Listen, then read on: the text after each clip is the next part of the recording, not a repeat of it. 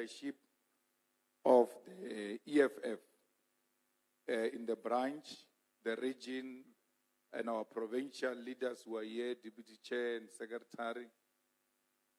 Let me greet Commissioner Dlozi and former National Chairperson of the EFF, Advocate Dalimpofu, and all the ground force of the EFF and the community members of Lenasia.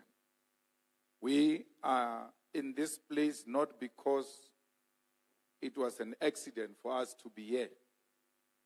We are here because we share a common history as black people of South Africa. We know that Lenasia was created as a result of forceful removal of Indian people from the city center. And we are confident that the struggle for economic emancipation is a struggle that seeks to reverse the imbalances created by the past. We know that when they established this place, there was no infrastructure that you see today. But because of the hard work of the people of Lenasia, we were able to achieve what we have achieved out of our own hard work. This place also played a role in the struggle against apartheid, because here came one organization called Lenasia Youth League in 1982, which was resisting and opposing apartheid. Our history is so common, such that we can't look at each other as if we are of different races. We are one race, and that race is called humanity. We are one race because that race is black. So when we say we want to liberate black people economically, we mean Indians, Africans, and colors, because those were the most oppressed nations of our country. And you cannot talk liberation of the oppressed, yet preaching division of our people. We are the only organization that is hated for calling for unity of Africans. So we can't say, let's unite with Africans, but we can't unite with ourselves as Africans and Indians who are sharing the territory. So we love Winnie Mandela so much that our councillors went to a council to go and sponsor a motion that Gandhi Square must be changed to Winnie Mandela. And when that came to the attention of the leadership of the EFF, we told them that it is not going to happen, because Gandhi also fought a good struggle in this country. And therefore, to put Winnie Mandela against the name of Gandhi is actually creating unnecessary divisions amongst ourselves. There are a lot of apartheid statues and places that we can name after Winnie Mandela. But we think where our office, our national office is, Gandhi Square, it's a rightful place and it is called with the right name.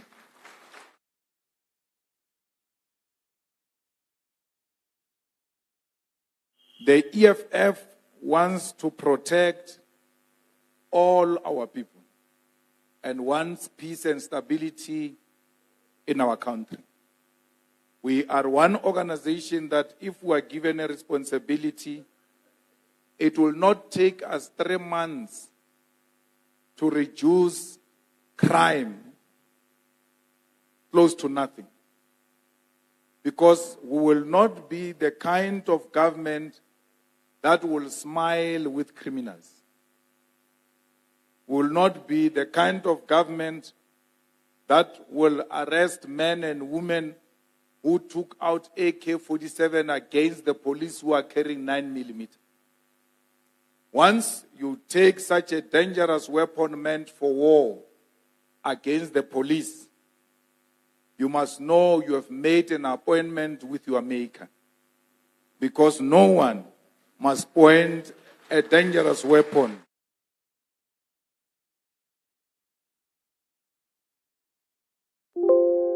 to say police, if they use force, they are going to end up abusing that power and killing even innocent people is not true.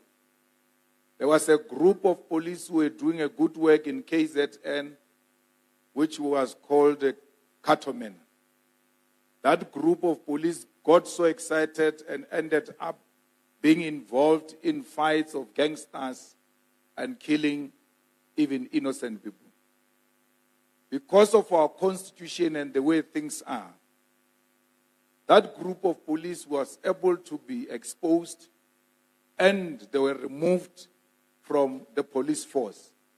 Because we've got checks and balances in South Africa to ensure that police do not abuse their power.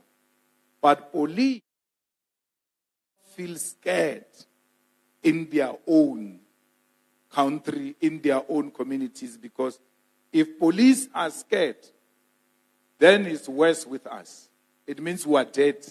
If those who are meant to protect us are scared, it means we are dead people. That's why in the EFF we say there must be a satellite police station in each and every ward where there will be police visibility. Let's take El Dorado Park, for instance. When we want to hold a meeting of the EFF at El Dorado Park at 6 o'clock during the week because we're thinking people will still be coming from work, we get told by community members that you can't hold a meeting at El Dorado Park at 6. It's not safe. It's dangerous. Why would a community come to such a conclusion and it becomes normalized that here after 6, no one must walk? Why can't we deploy sufficient police, especially after 6, because we know after 6, abnormal things are happening. The children can't walk to a library. They can't go and study as a group in another family because when it's time to go home, it will be late, and then girl children will be raped. We cannot have it as normalized that in Lenasia, children get kidnapped and people are asking for ransom money for those children to be released. And we thought it was children, Komisandlos. They now even kidnap old people and demand all kinds of money. And which means that the people of Lenasia will live in fear. And we cannot allow a situation where criminals are not scared and law-abiding citizens are scared. It's supposed to be the other way around, where law-abiding citizens are the happiest and those who break the law, they are very scared. But in South Africa, you want to live happily, you must be a member of a gangster or belong to a gangster. And those who don't belong to a gangster, when the darkness starts here in Lenasia, we're all running to our houses. In our own country, criminals have taken over the streets. Hence, the EFF says we need patrollers. Not just patrollers, but patrollers who have resources and they can defend themselves. We want to hire no less than 100,000 officers in less than a year and put those boots on our streets and make sure that our people are looked after. Both here in Lenasia, the formal place, and even in the informal settlement. Because under the EFF, there will not be informal settlement. We will formalize it. And if they don't want to formalize, we'll forcefully formalize them. Because they can't stay in an area where there is no road.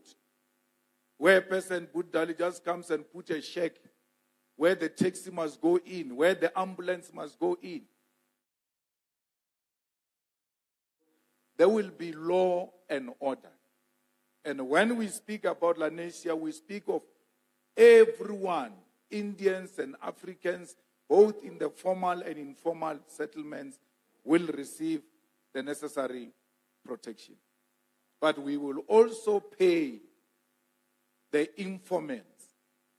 We need to find a nice way, because informants remind us of people like Sir Ramaphosa, who were informants of apartheid.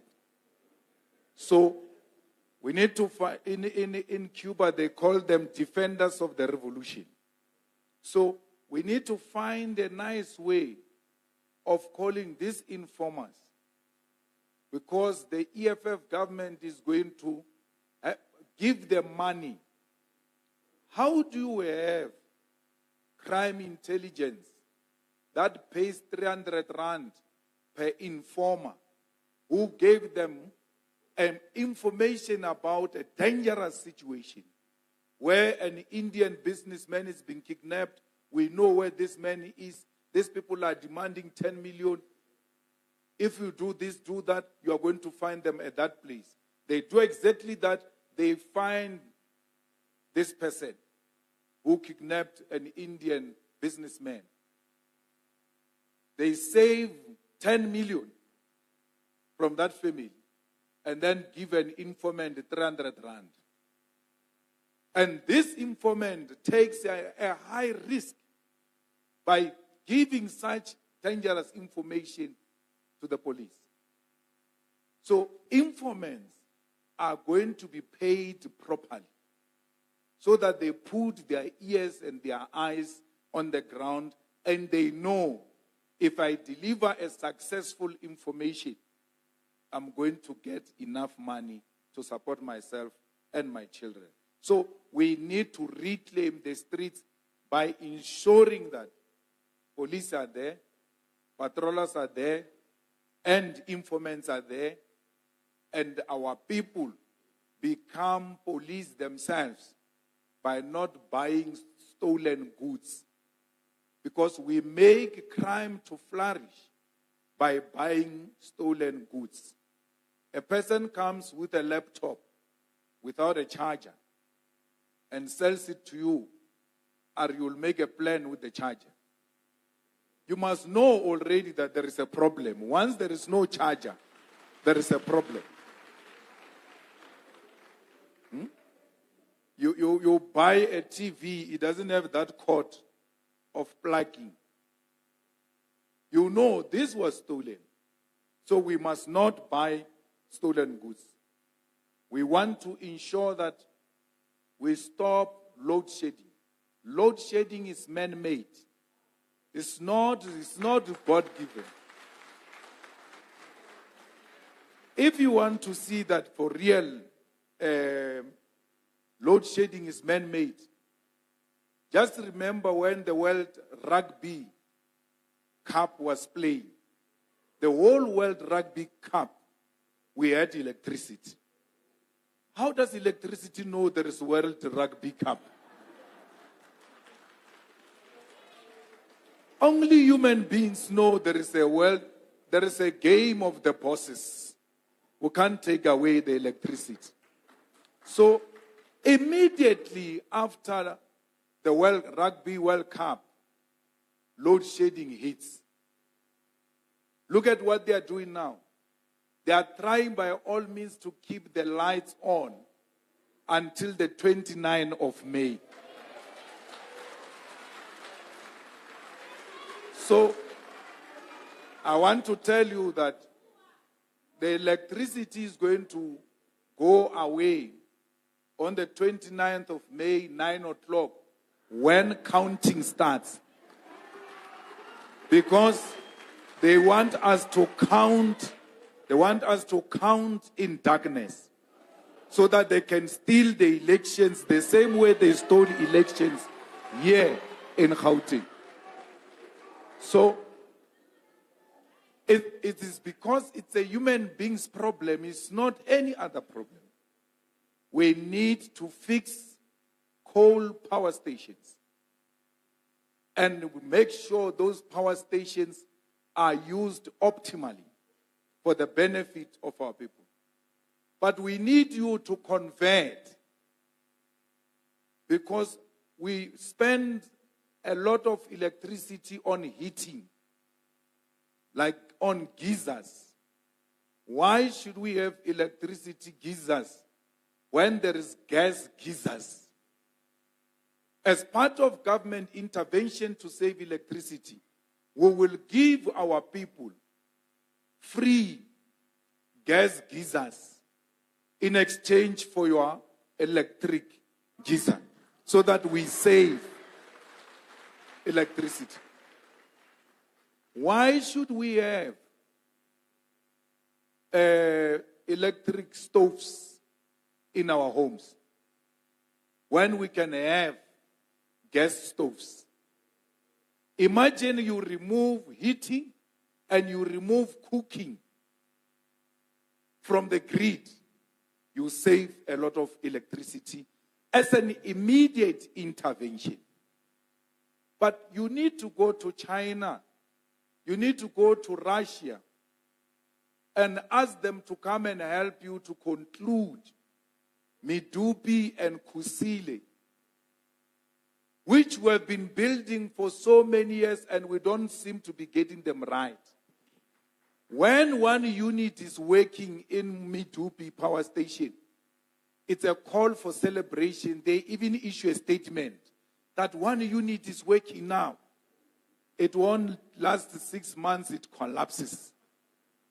In Medupi, you even have infrastructural problems with a power station that is not working optimally. And we just build it now.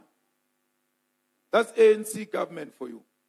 Spend 8 billion on something that is not working, even now.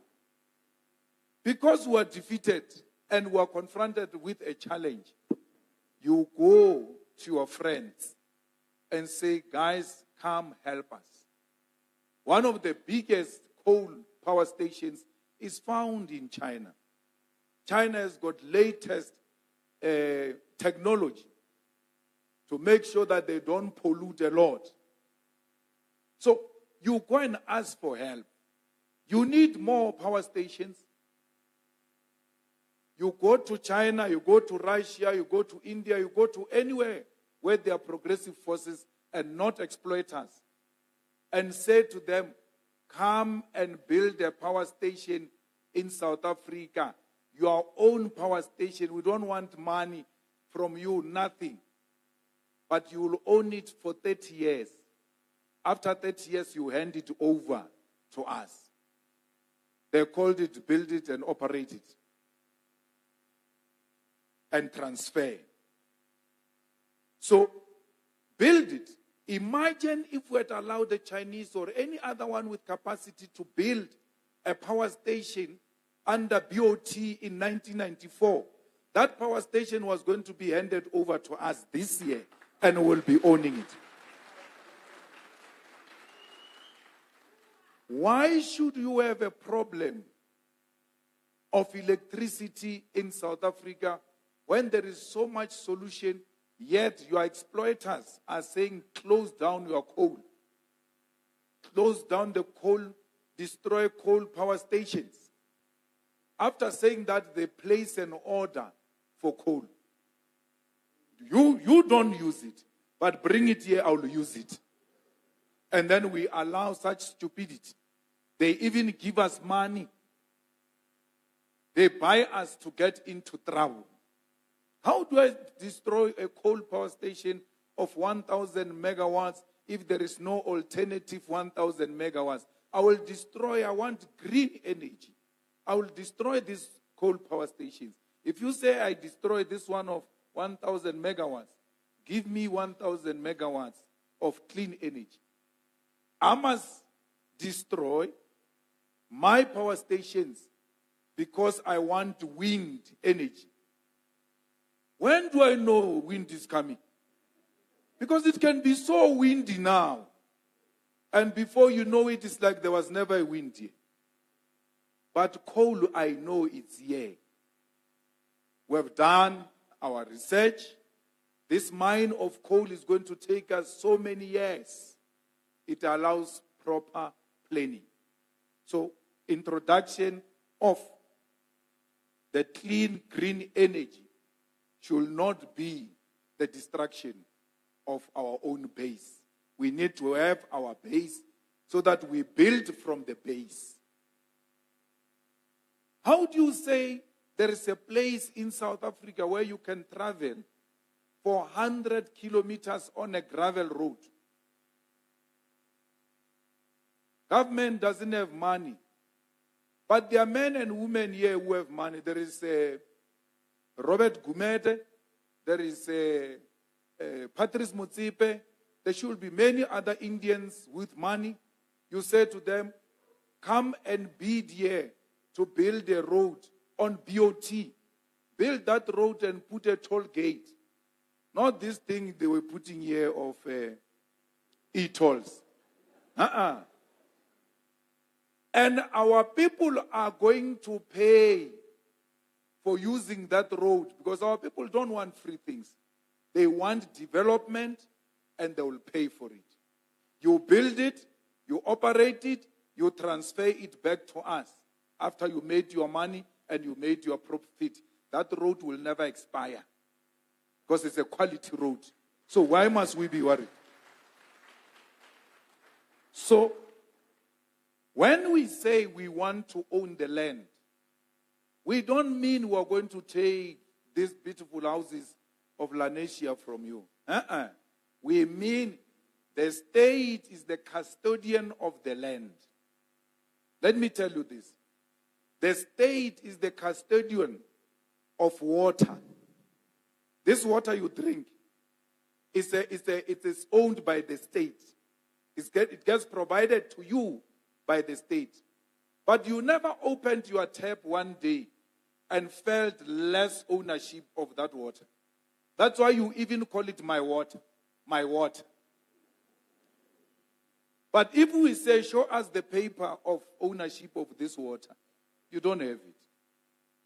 So why do you say, no, if the state owns this thing, we're going to feel less? No, the land is ours. The property on top of the land, it's yours. We want to collect all of this land so that the unutilized land must be given to those who will use it. There are people who have 100 hectares. One individual, 100, is a very successful farmer on 10 hectares. It has been like that for many years. He has never expanded beyond 10 hectares. But he's got 100. So many of you have got ideas on how you can do farming. But the most expensive thing is the land. So we take the land. No one gets moved from where they are staying. No factory gets moved. Nothing. They are yours. Then we look at where the land is not being used. We'll come to you as an owner. Okay, what is the plan here?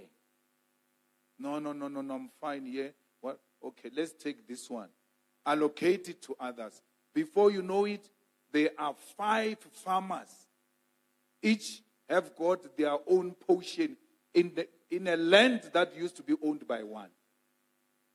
If many people flourish, we all flourish.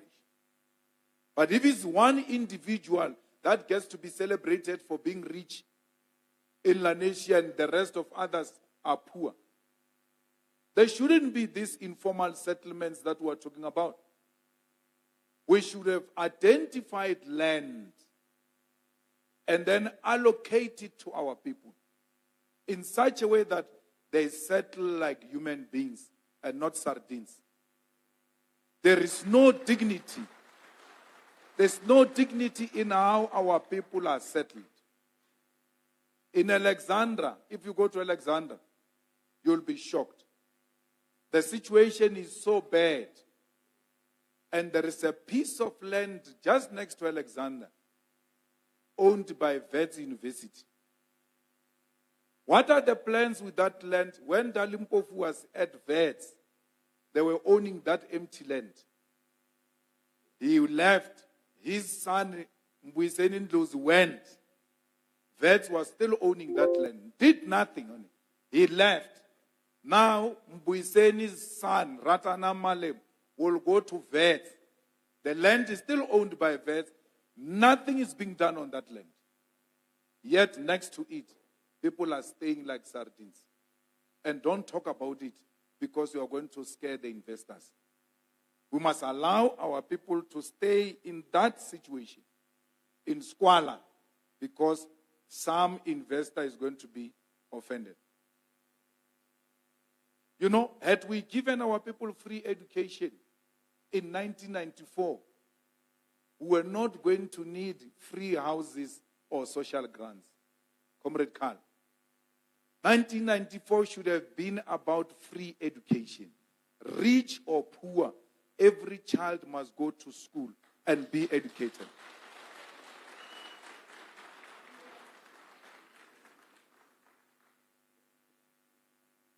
So, today, we talk about increasing social grants, rightfully so, because there are no jobs and there is poverty. But there is no poverty in education. If you look at there are unemployed graduates. I'm not disputing that.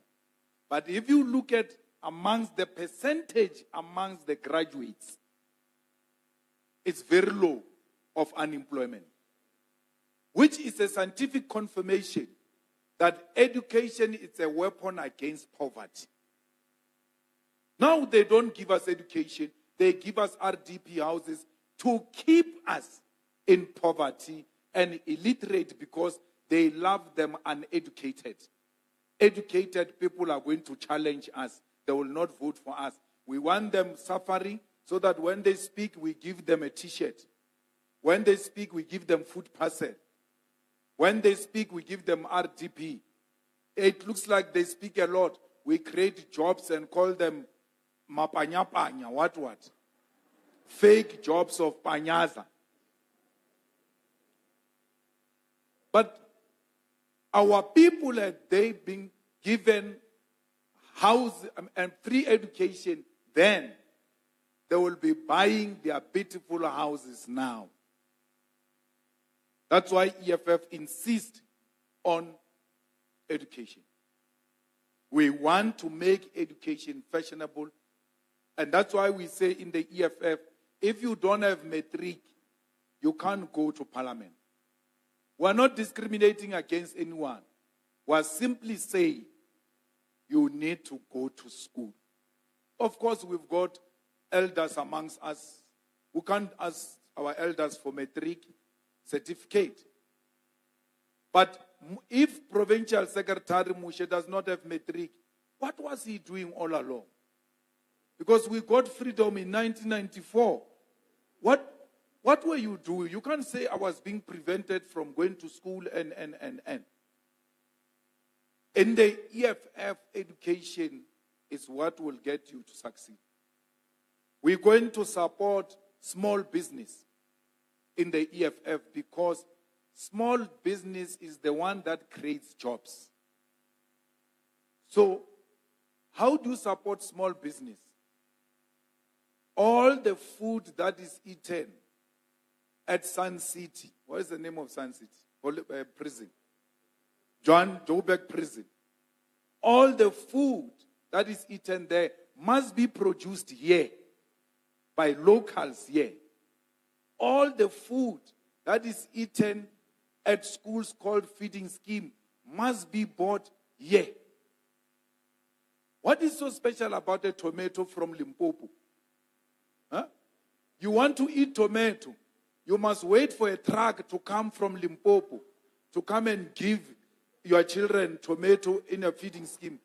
We can grow it ourselves here, knowing very well that we've got a customer, and that customer is our school. It's our prison. We always say children must go to school for free.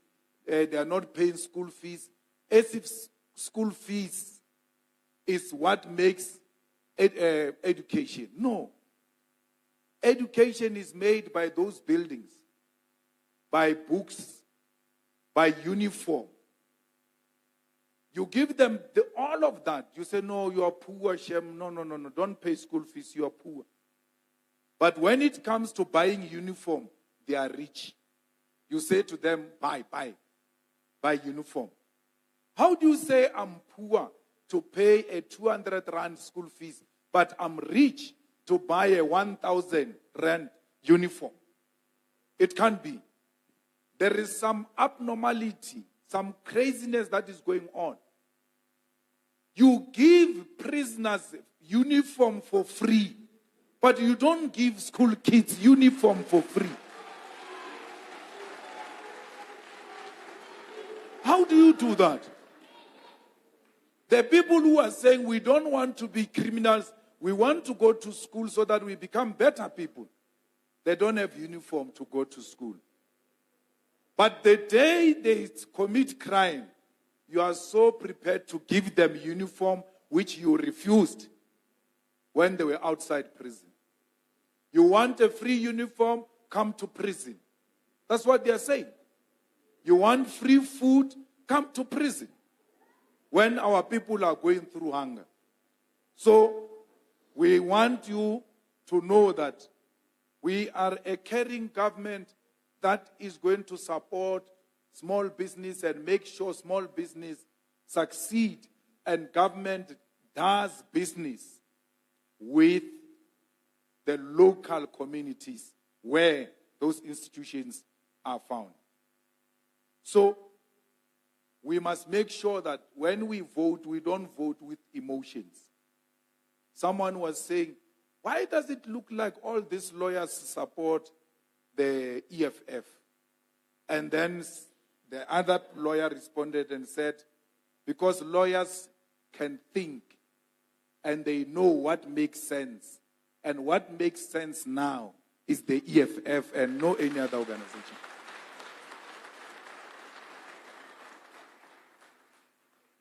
So be rest assured, this is your home, the EFF. It's a home of Indians, it's a home of colored, it's a home of whites, it's a home of Africans. Even white people are allowed. Here's a white man here. I don't think he's still white because he has rejected that privilege long time ago when it was not fashionable amongst white people to reject such privilege and joined our struggle. That's why Carl can join. And that's why EFF people can vote for Carl to be very top on the list of the EFF. And they say, why is Carl so top? Are you questioning democracy? But Carl's top was EFF trying to tell white people, we have no problems with white people. That's why we even vote for them to go to parliament to represent the EFF. You know, our people are being killed in Palestine.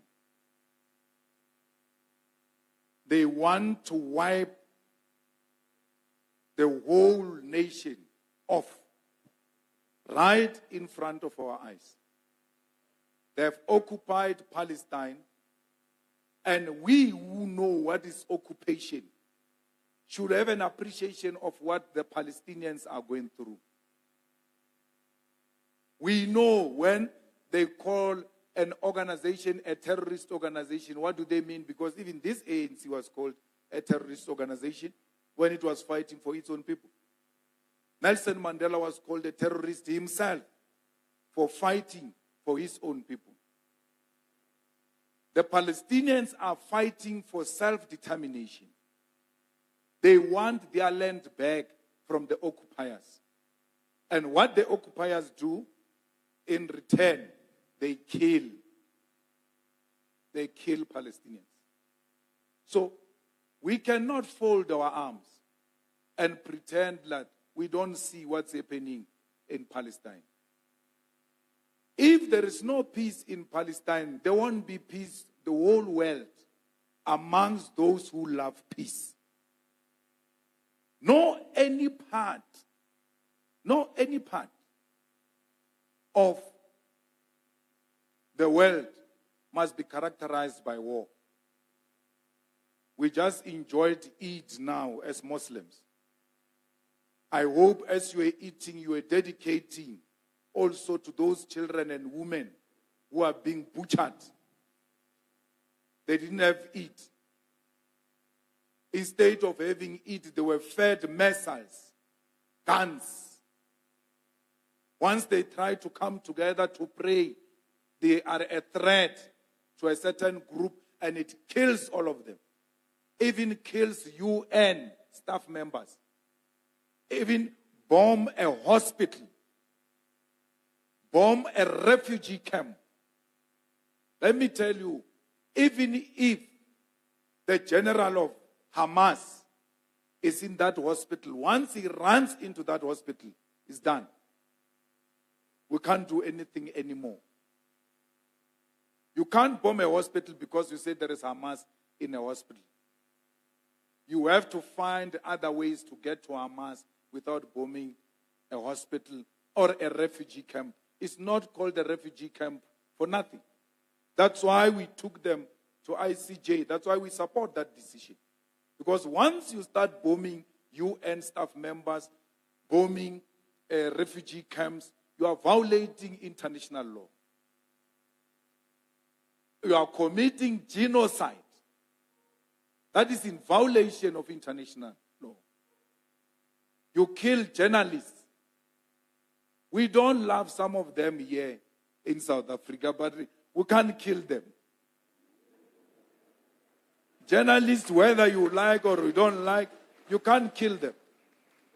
If anything, you must protect their freedom to report freely without any form of intimidation. So, why would a Muslim, a true Muslim, vote for DA that supports apartheid Israel, which is committing genocide? When you vote for DA, you are allowing what is happening in Palestine to happen. Because we in the EFF marched to Israel embassy and told them to leave because we can't share a territory with murderers. We only want to share land with peaceful people. We did not end it there. We proceeded to take it into Parliament.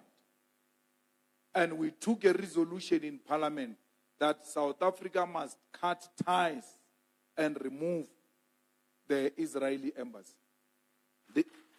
The ANC that pretends to care about Muslims is the one that must implement that decision. They are not implementing it. The support of the ANC for struggle of Palestine is pretentious. It's not genuine. I saw Ramaphosa on Eid going kneeling there, going, look at this one. He's pretending like he cares about our people. You care about the Muslims of South Africa, it means you must care for the Palestinians. Brazil removed the Israeli embassy. Brazil. There is another Arab state recently, I don't know if it's UAE or what. They too cut the diplomatic relations.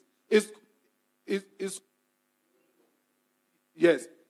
So what we're saying is international solidarity is important. We benefited from international solidarity.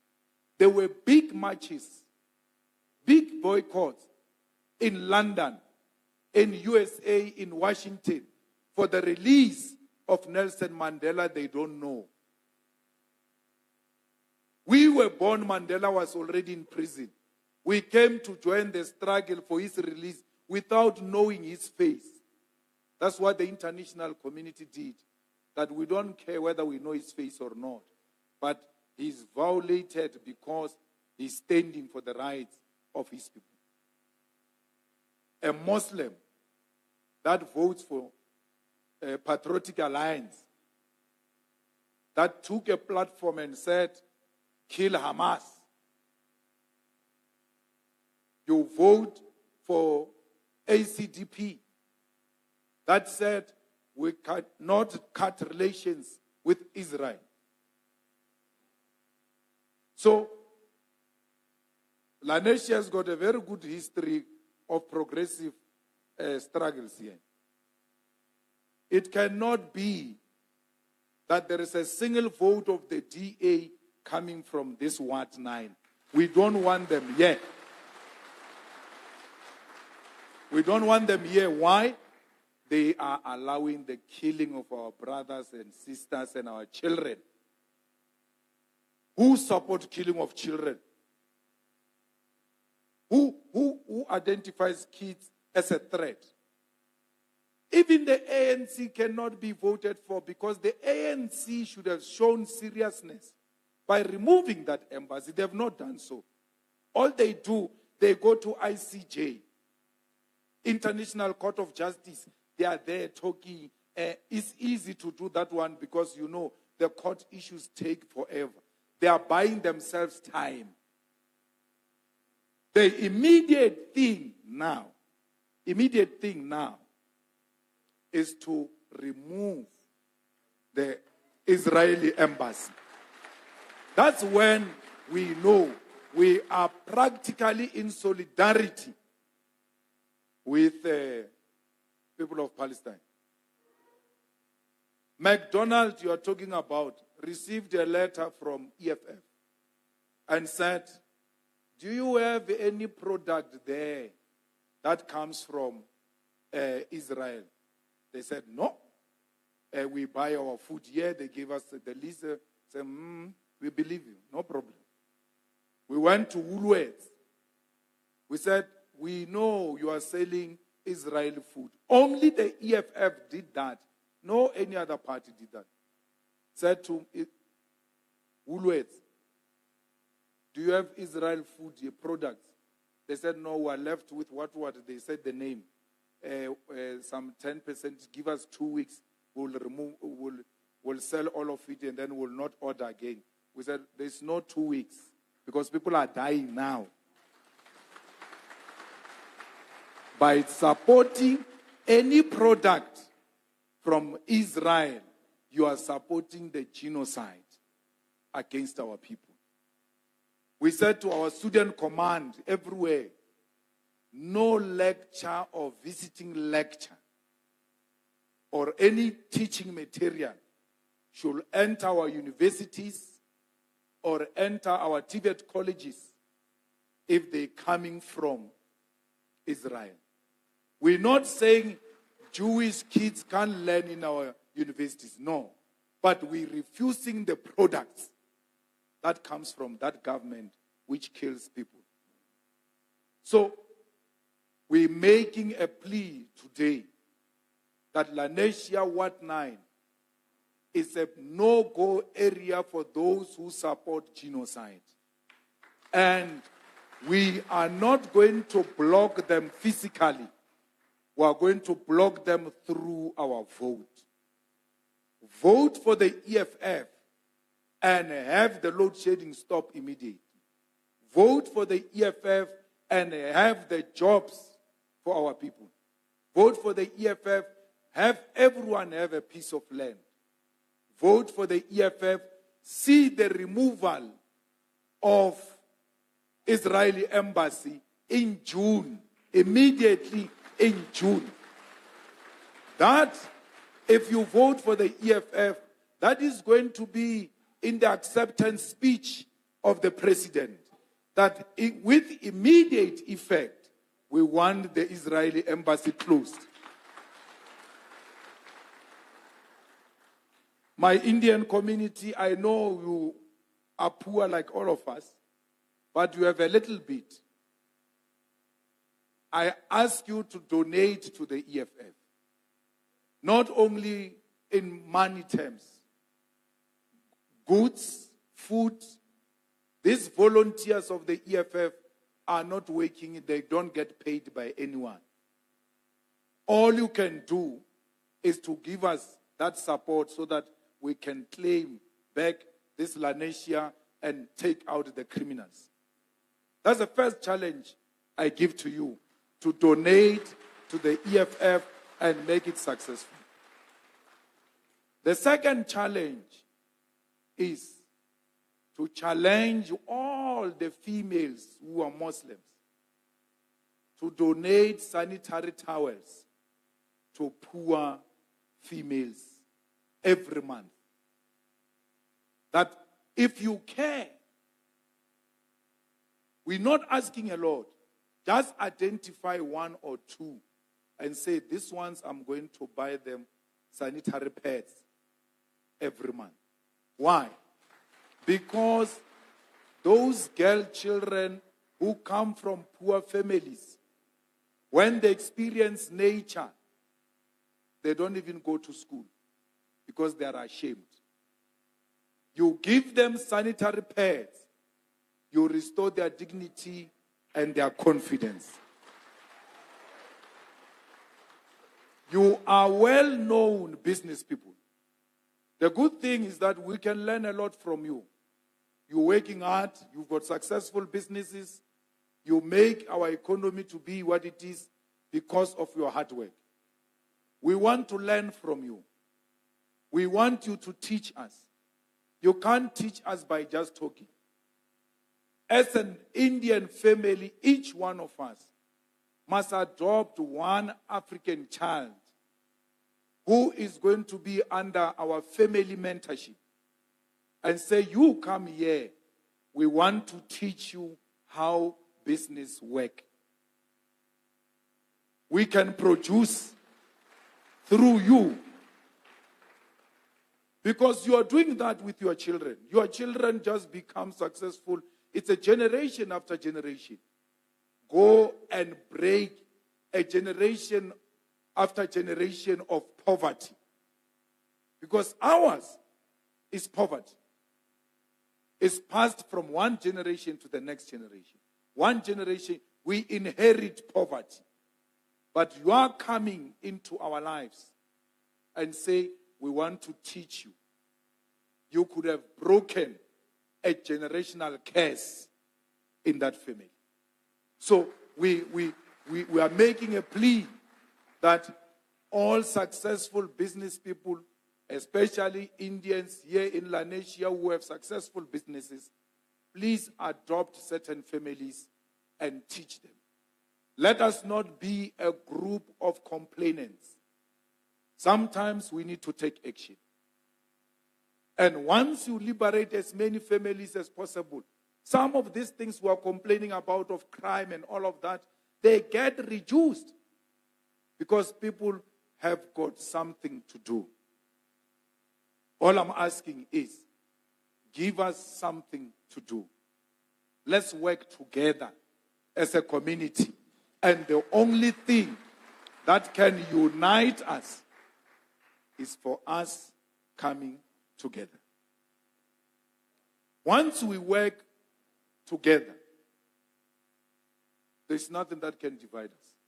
That's why they keep us divided, because they are threatened by our unity. Our unity is going to produce something that has never been done in this country. Today, we take our children to multiracial schools and white schools. So one day, my son says to me, hey, Chief, I hear that you are going to drive away white people when you take over government. Me says, yeah, everybody is speaking about that. Okay, do you have a problem with that? Okay, does it mean my friend who's white, so and so, is also going to be driven away? He has now come to know white people, he interacts with them, he realizes these are human beings.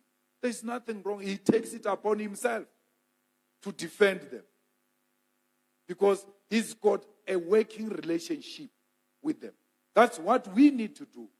We need to have a working relationship in order to defend each other.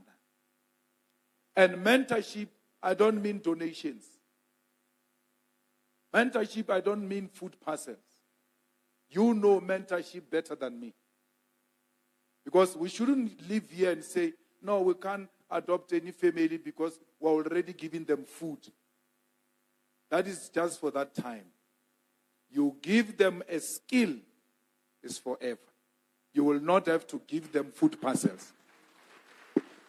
So, I make a plea, Mubarak, let's work hard. Here in Ward 9, I'm impressed with the work that you guys are doing in this ward. And let's continue to work very hard. It's not going to be easy. For the EFF, this is a virgin area. So we're breaking new ground. And we're going all out. We're going all out to talk to our people so that even when you reject us, don't reject us on the basis of the headlines. Reject us on the basis of the message we gave you. You heard from us. No newspaper can speak for the EFF. We can speak for ourselves, and that's what we are doing. And we are going to meet all types of communities. We are going to Eldos. We are going to, on Wednesday, we are going to be meeting even the white communities, because people come and lie about us. And it's high time we speak for ourselves. That you think we are going to take your business, we are not going to take your business. We are going to double it. You are going to be more successful under the EFF. Thank you very much.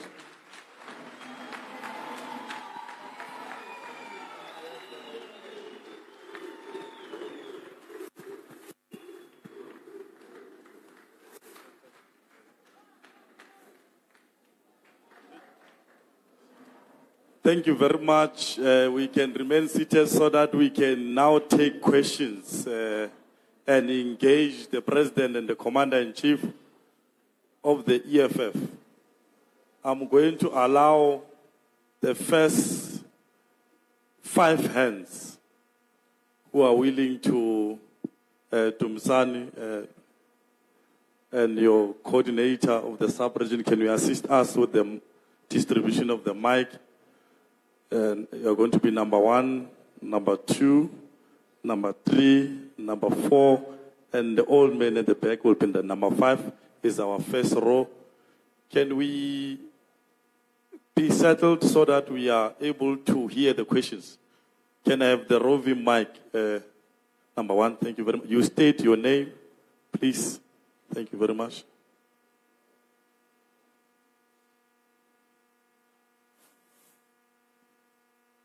Imagena, and I own a homeschool in Lenasia South. I am here to ask for help from you. It's been forever that I'm trying to register my homeschooling. I have Dudula behind me that is always threatening me. They're threatening me to close down my school. They intimidate me. As I'm sitting here now, I've just sent a message to the Secretary of Ward 9 where Dudula is intimidating me for sitting here in this meeting. I am urging you to please assist me with my school. Furthermore, I am worried about the Bella Bill.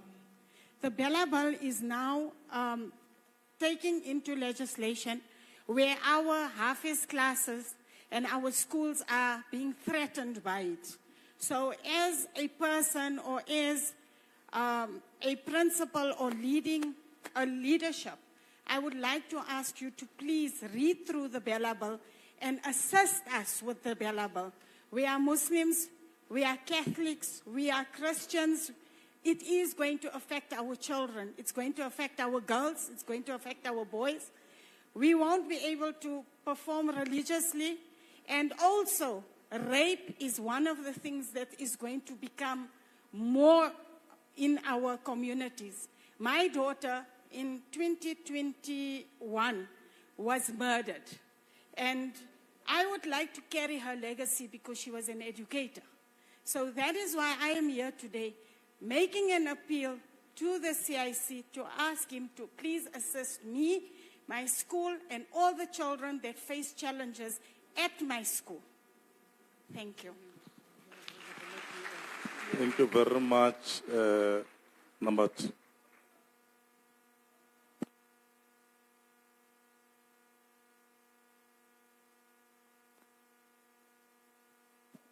Lenasia South. Thank you. Number 2, Mama.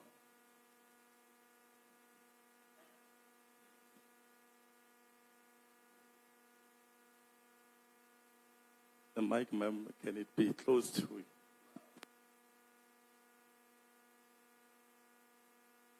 Now, can you hear me? My name is Rupshana, and my surname is Murad. I'm very honored to have met Malema, and I don't think I have much to say. I'm very impressed with what he said, so I'm actually speechless. Well said. You have a brilliant mind, and I'm very, very impressed with what you had to say. Thank you very much. Our number 3 is here. Carlo, yeah. Thank you. Hello.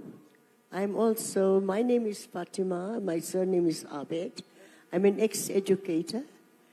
What is very, very worrying, first of all, let me say, I'm very impressed with what has been happening here today. I just hope that you follow through with your promises. It must not be empty promises because of the voting.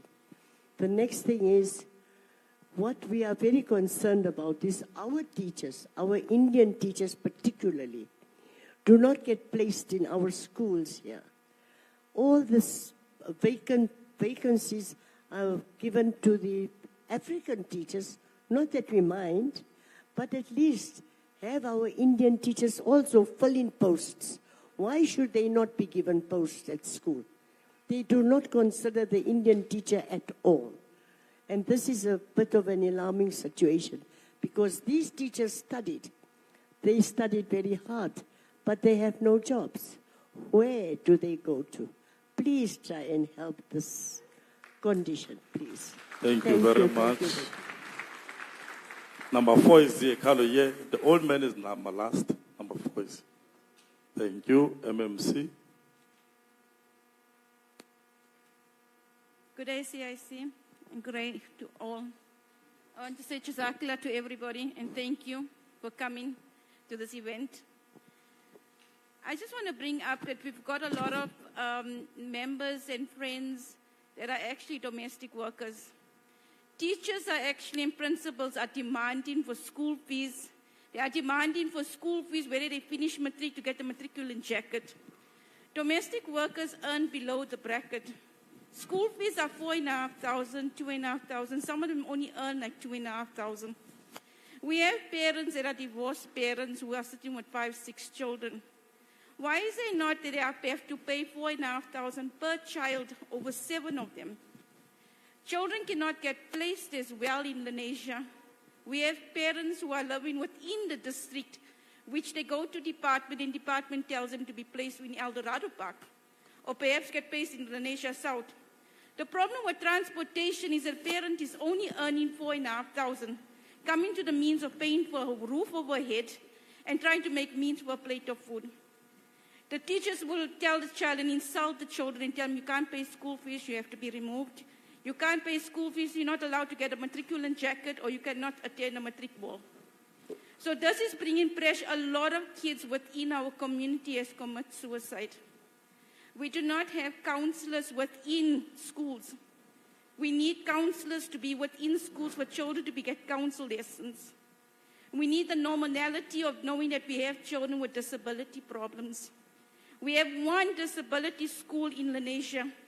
If every ward has one in Ward 9, that Ward 8 and Ward 10, Lenasia South, everybody's applying at the same school.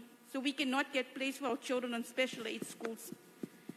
Our parents and our kids that are applying to become teachers as well. teachers within Lenasia are applying for, that's living in, residing in Lenasia, has to go and apply for schools out of Lenasia. It's costing them money, it's costing them traffic, it's costing them safety as well. So we wanted to find out, parents and students and teachers, could they be placed within that ward? Makes less traffic, makes less issues. Children that are underprivileged as well.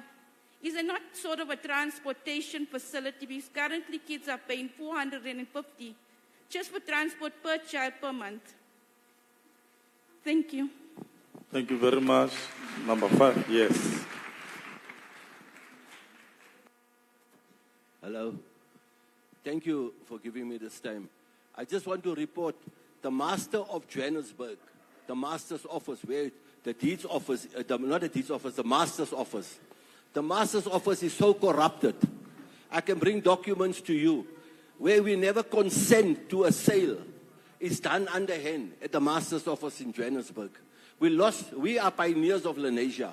We were thrown out from nuclear Maclera. We came here to Lenasia. We started our life here. There was nothing. It was an empty felt when we came. And today our properties have been taken away by the Master of Johannesburg with the corruption that's happening there.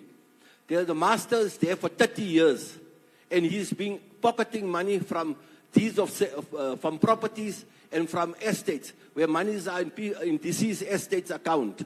And we can prove that to you. We got documents to bring to your office to show it to you that my mother had X amount in the bank, and the money is missing. It's not even showing in the L&D account. The government, the first thing our constitutional says, there must be consent to everyone of the family who wants to sell the property. But the Master said there's no need for such a thing anymore. It's scrapped from his side.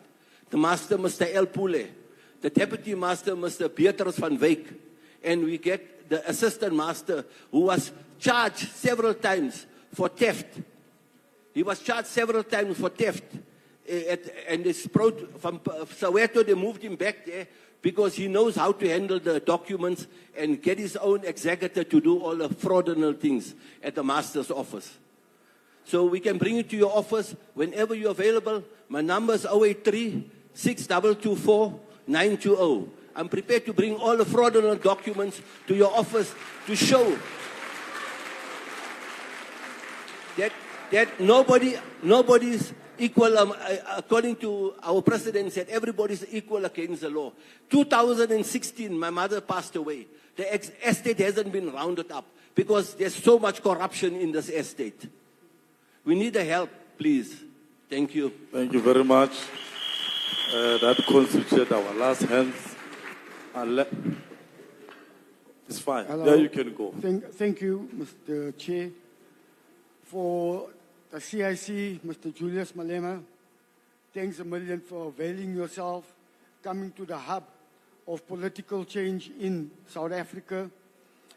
Mr. Malema, I would also like to take this platform to applaud you for some of your initiatives, the dismantling of the e-toll, the NHI, to a large degree, your stance with regards to nationalizing certain assets.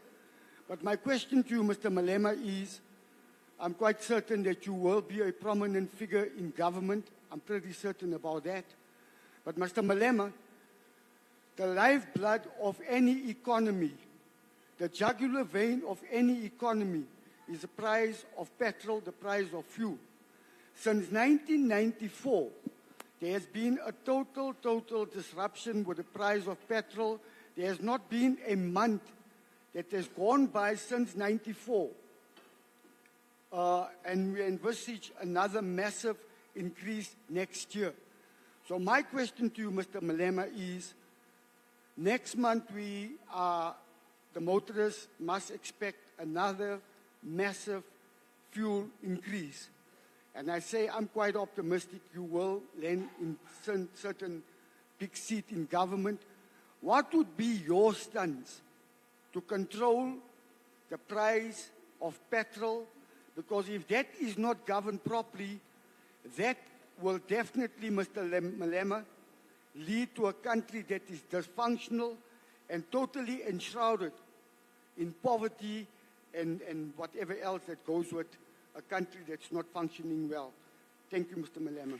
Thank you very much, President.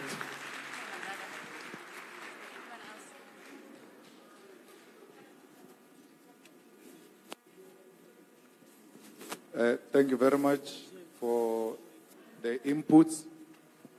If you heard them properly, Chairperson, they were not asking questions. They were making inputs to enhance the manifesto of the EFF. Home schooling registration, I think the best thing will be to come to the office so that we can find a way, get more details, and then we'll establish where the obstacles are, and then we can deal with that. The Dudula, it's unemployed ANC crooks. They claim to be ex-combatants, but if you listen to all of them, if they visit your firm or your factory or your establishment, all of them are drunk. It's a group of drunkards who are going around intimidating people. So you must not fear anything, because Dudula knows EFF doesn't play games. So when they come to intimidate you, please just make a call to the chairperson of the branch. He will know how to deal with them. We have dealt with them before in many places, and we even got some of them arrested. You remember they went to raid a house of our member. They said he was a drug dealer. Poor, extremely poor person. Beat him up and all of that. We took them to jail, opened the case, and their boss was sentenced to 5 years. And that 5 years was suspended. So if he makes a mistake in between the sentencing and that 5 years, we'll get him arrested immediately. So please, there's no room for intimidation in South Africa. The chair of the branch will know what needs to be done, and it will be done. The education bill, we had to, and there's a huge debate about it. We will have to pay closer attention to it and make correct inputs. My condolences with the passing away of your daughter, and I'm happy that you are carrying a legacy, which is education. What 120 Lenasia South, they are asking for your attention, Moshe. They're saying there's no visibility of the EFF, and they'll be happy if you can be visible that side. The issue of promises, Mama, we don't make a promise, we make a commitment. So everything else that we said we'll do it. You know, these journalists are here. Which year was that, Dali, where you went to the e-tolls you went with the carton? There is a video of Dali Mpofu in 2014, CD, cutting the e-tolls, saying the e-tolls must fall.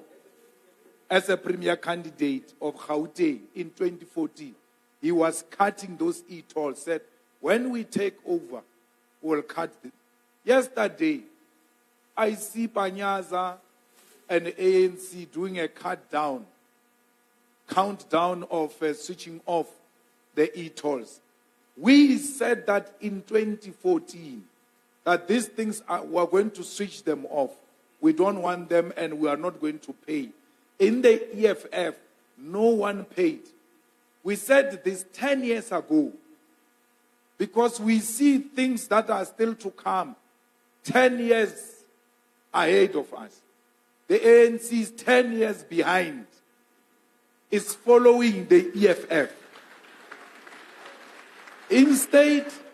Instead of showing the video of Dali cutting the e-tolls, they show us a countdown of people who are solving a problem they created because they think we are fools. They created e-tolls. They said we're mad when we said don't pay. We said we're not doing. No single one of us paid in the EFF for e-toll. We refused. And we went literally and showed you how we are going to destroy the e-tolls. So I'm just giving you an example about that. That we said we are going to do this, and we fought until the government realized it has got no option. If there was no EFF in Parliament, imagine, these e-tolls, no one would have challenged them inside because it was EFF challenging e-tolls single-handedly in Parliament. Without the EFF, no one would have challenged. The DA can't challenge it because those companies are white-owned and those are the donors who give the DA money. We need to place Indian teachers, especially in the areas where they come from. I think that is the most honorable thing to do. You cannot have a school where the school is dominated by the people who don't come from where the school is. Because when they come from their Buddha, they know they are teaching their children. They will have to care and even double the effort, including involving the parents of those children informally, because they come from the same community. And because we come from the same community, we are somehow related. We are relatives. So when a child is misbehaving in front of me and he knows I know the father, and I say, stop it, because I will take it to your parents, he will know that this is true because I know they know each other. So it also helps in instilling discipline and also helps in intensifying quality teaching. And I'm happy that the speaker does not say, we don't want Africans. They say, let's be mixed together and be one in our schools. The same thing with placement of children. Because children must be placed according to their address. So you look at the address and you look at the nearest school. That's where they have to go. So we can't have our children taken from here to somewhere else. Because even when we are not there at school, we want to be there as parents. They have to be in a close proximity. Just in case something goes wrong, we are able to quickly intervene. So the placement of children here in Gauteng has been a disaster, especially online application. We have been helping a lot of parents to place their children where they stay. We even did a sit-in, Moshe, in the district or province. We did a sit-in demanding the registration, the placement of children at schools. No any other party has engaged in a matter like that. And counseling in school is very important. In the EFF design of the school we are going to build, in the organogram, counselors are there. And counselors are not only for kids, are also for teachers. Because there are times where a teacher comes to school, but you can see there is something wrong. There must be someone in close proximity to speak to. Children put teachers through a hard time. They too have to go to the counseling so that they teach being under a very good condition mentally. So I think it's a demand that we should make, that every school must have a counselor so that our children can be counseled Because our children also go through a lot at home. They need to come and talk to someone. And school must be a safer place where our children can go. Ma'am, any school that says a poor person must pay school fees, please bring that to the attention of the EFF. No poor child must pay school fees. It's by law. No poor child must pay school fees. So we will take them to the school and tell the school that these children, their mothers are domestic workers. Even if the school is not a no-fee school, there will have to be exception on the following children because their parents are poor. We have done that before. Once you bring it to our attention, we'll attend to it.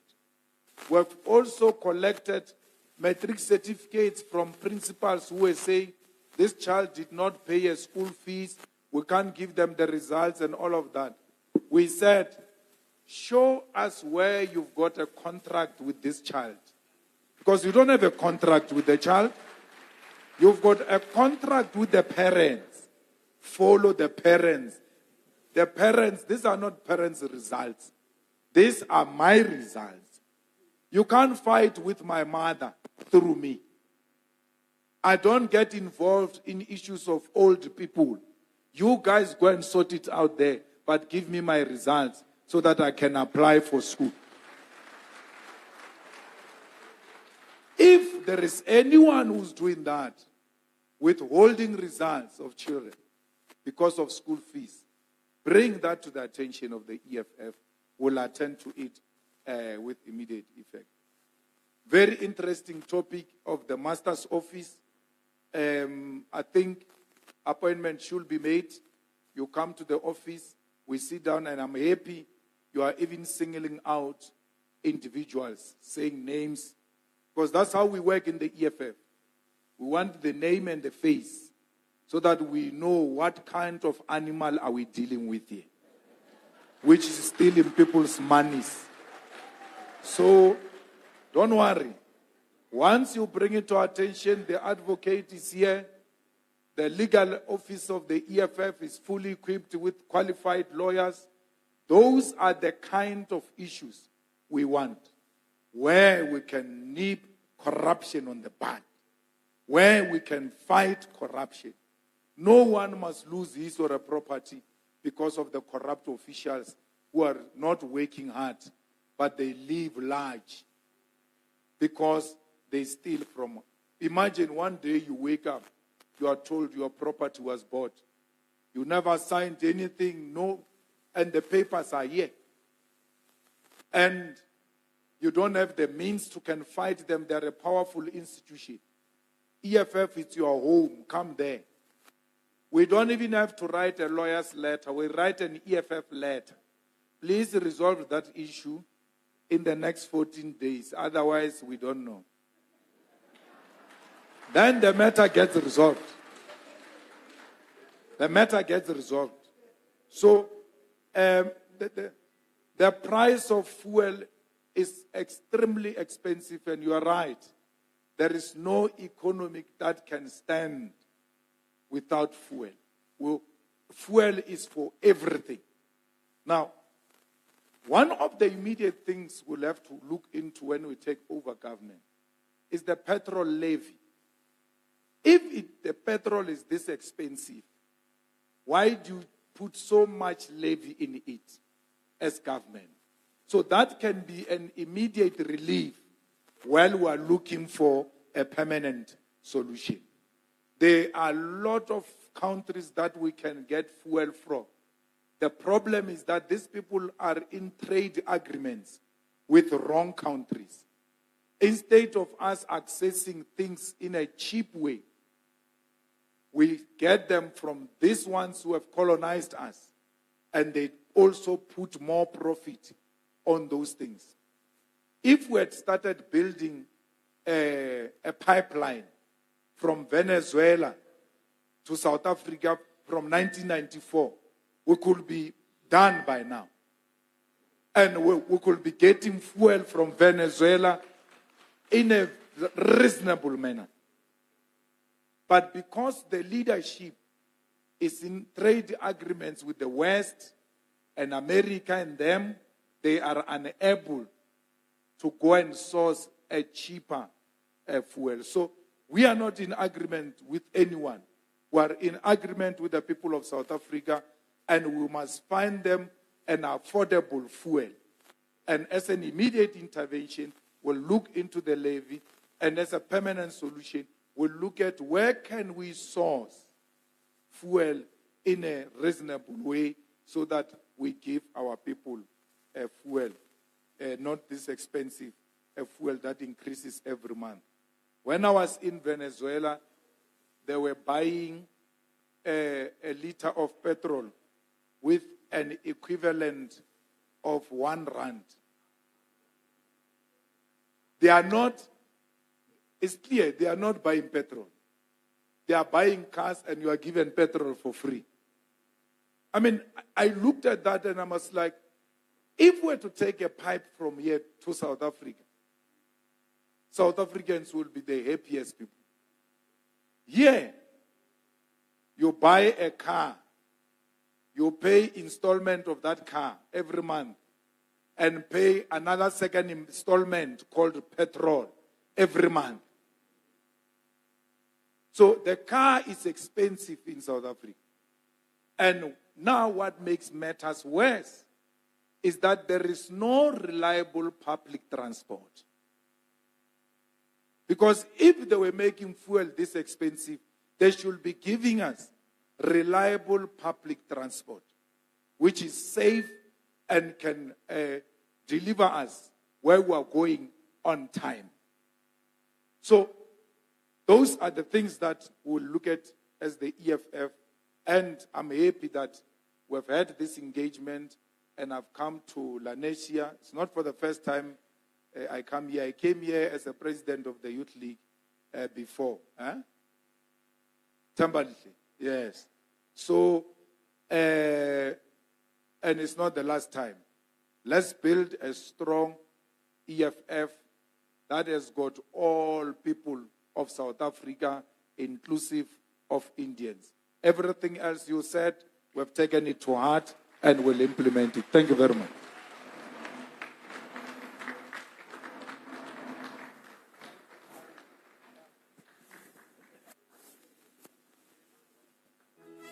Thank you very much. I'm now going to hand over to Commissar Mbuyiseni Ndlozi, our doctor. The Secretary of the Ward must come and give you a word of thanks, Habib, and then Doctor will come after. Thank you very much.